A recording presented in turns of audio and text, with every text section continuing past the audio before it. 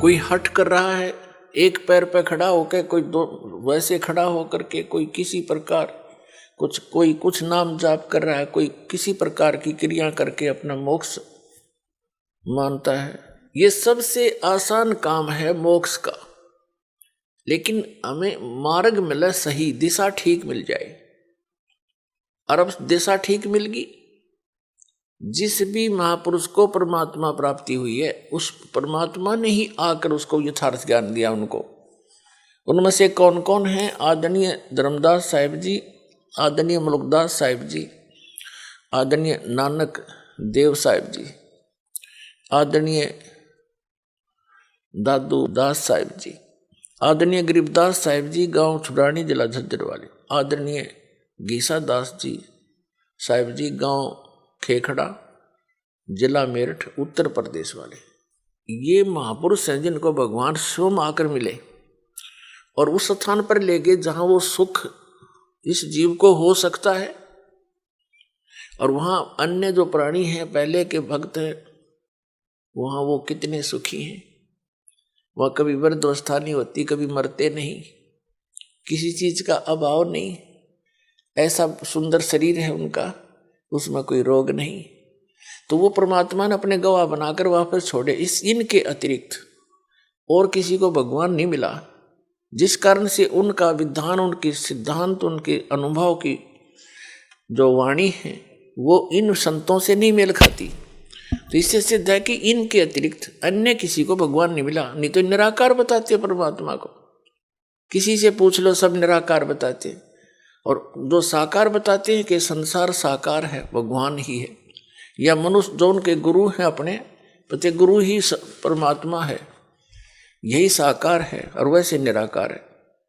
तो ये उआ बाई का ज्ञान तब तक बोलता है इंसान जब तक उसको यथार्थ मार्ग और यथार्थ ज्ञान और सही अनुभव नहीं होता। तो उन महापुरुषों ने कैसे भक्ति की, कौन से मंत्र की? आदरणीय धर्मदास साहिब जी एक व्यापारी थे और बाल बच्चेदार गृहस्थी थे। भक्ति करी, साधारण सा मंत्र है, सिंपल वे से इसकी साधना करनी है, बिल्कुल साधारण सी भक्ति है। चलते फिरते, उठते बैठते, काम करते करते, जब भी पहले मानसिक कार्य नहीं होते थे, आजकल तो जैसे कार्यालयों में काम करते हैं, मानसिक कार्य ज्यादा बढ़ा दिए काल ने। शारीरिक कार्य होते थे, कोई भी था, कपड़ा बनता था, कोई जूते बनाता था, और कोई हल जोतता था, कोई मजदूरी करता था। तो ये सब शारीरिक कार्य ज्यादा होते हैं। तो उसमें चलते फिरते, उठते बैठते उस परमात्मा का नाम का सिमरण करना है बस। नाम उठत नाम, बैठत नाम, सोवत जागबे, नाम खाते नाम पीते, नाम सेती लागबे। और किसी भी सदग्रंथ ने उठाकर देख ले, जो सदग्रंथ है उन्होंने यही समर्थन दिया है कि परमात्मा का नाम काम करते करते अपना कर्म योगी बनकर भक्ति करे।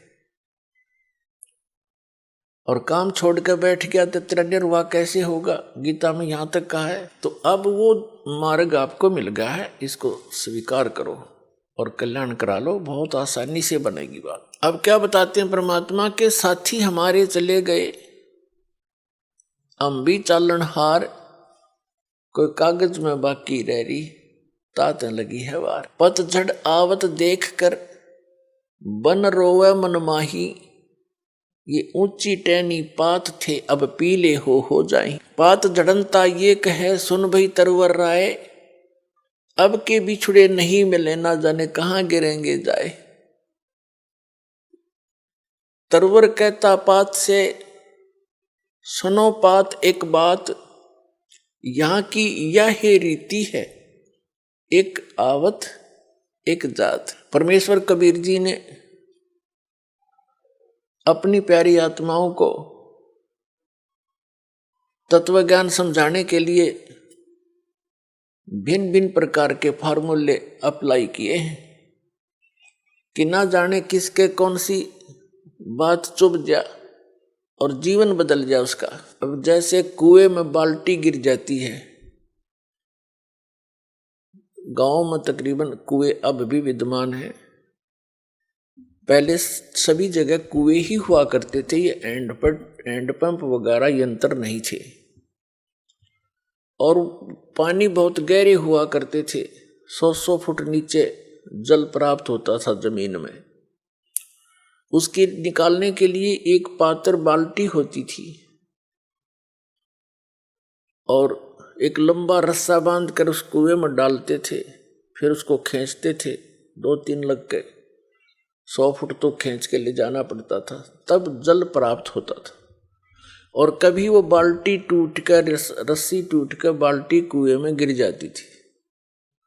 उसको निकालने के लिए क्या फार्मूले अपना रखे थे कि 15, 16, 20 हुक इकट्ठे बांध कर उल्टे सुलटे नो करके ऐसे करके उनको रस्सी से बांधकर गुच्छा सा बनाकर और कुएं में डाला जाता था और ऐसे घुमाते थे तो वो बाल्टी एक हुक में उलझ जाती थी, उसको बाहर खींच लेती थी।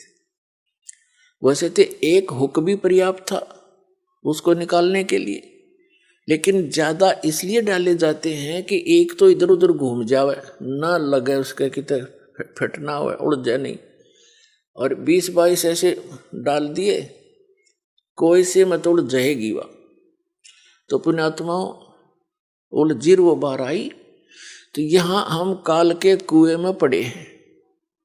परमात्मा ने इतना ज्ञान बोला है, ऐसे वचन बोले हैं, ना जाने किस आत्मा को और कौन सा वचन खटक गया, उसी से उद्धार हो गया। उलझ गया उसमें, वो उलझ गया तो निकल गया। नमस्कार सर। सत्संग जी। सर क्या नाम है आपका? सर रामू मिश्रा नाम है मेरा। सर कहाँ से आए हैं आप? सर मैं गांव पंचदेवरी, तहसील महसी, जिला बहराइच, स्टेट यूपी का रहने वाला हूं। प्रेजेंट में यहाँ एलएनजे डेराबशी में मैं कंपनी में काम कर रहा हूं। आपको संत रामपाल जी महाराज से नाम दीक्षा लेने के बाद क्या क्या लाभ मिले? सर हमारे को संत रामपाल जी महाराज से नाम लेने के बाद बहुत सारे अनेकों लाभ मिले। हमारे को हर प्रकार से शारीरिक लाभ मिले। जैसे कि हमारा 2005 में एक्सीडेंट हो गया था बाइक से, तो हमारे शरीर में सारे जॉइंट हिले हुए थे, हमारे सारे जॉइंटों में दर्द होता था और सोजिश भी आ जाया करती थी।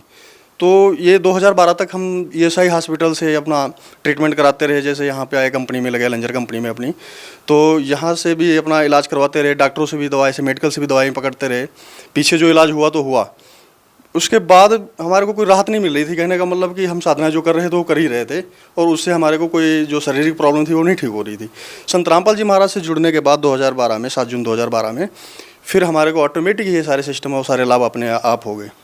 आपको जो दर्द होता था क्या वो ठीक हो गया? ठीक हो गया मेरा, बिना दवाई के? बिना दवाई के। वो ना सोजिश हो रही है अब हमारे शरीर में कहीं भी, और चलने फिरने में कोई प्रॉब्लम नहीं हो रही। नहीं तो हमारे को ये जो जॉब है, हमारी सिक्योरिटी की जॉब है, इसमें अब हम शो भी नहीं कर सकते थे कि हमारे शरीर में ये प्रॉब्लम है, क्योंकि ये शो करे तो हमारे को भी कंपनी भी संदेह की निगाह से देखे कि ये शारीरिक रूप में अक्षम है।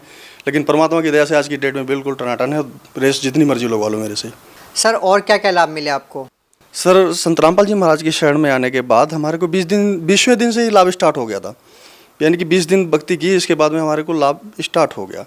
मेरी सिस्टर की मैरिज थी, तो वहाँ पे हम फैमिली के साथ गए हुए थे। तो वापस आ रहे थे 27 जून को वापस आ रहे थे, तो रास्ते में हम ट्रेन से वापस आ रहे थे तो मिसेज को लेबर पेन स्टार्ट हुआ, प्रेगनेंट मिसेज। तो हम कहे चलो इसको वापस छोड़ देते हैं घर पे, बाद में ले जाएंगे इसको। तो रास्ते में हम वापस उसको छोड़ने के लिए कहा, हॉस्पिटल में चेक करा के छोड़ देंगे घर पे। तो रास्ते में ही ट्रेन में ही हमारे को प्रॉब्लम स्टार्ट हो गई और लेबर पेन स्टार्ट हो गया। तो वहाँ पे कोई डॉक्टर नहीं और कोई सिस्टम नहीं और ट्रेन चल रही है। तो परमात्मा को, संत रामपाल जी महाराज को याद किया और प्रार्थना की, परमात्मा आप ही डॉक्टर हो और आप ही हमारा ये मुसीबत से हमें निकाल सकते हो। तो परमात्मा ने हमारे को दिमाग दिया कि इसको बाथरूम में ले जा। तो हम उसको ले गए वहाँ पे, लेटरिन के अंदर ले गए। वहाँ पे ले गए तो परमात्मा ने ऐसे डिलीवरी करवा दी कि जैसे डॉक्टरों ने कराई हो, और उसको कोई दर्द नहीं। जो पहले बहुत तड़प रही थी, दर्द के मारे पूरा चिल्ला रही थी वो, और फिर ऑटोमेटिक ही उसका दर्द शांत हो गया। लगा ऐसे इसको इंजेक्शन लगाया हो किसी ने, दर्द के टीके लगाए हुए हो।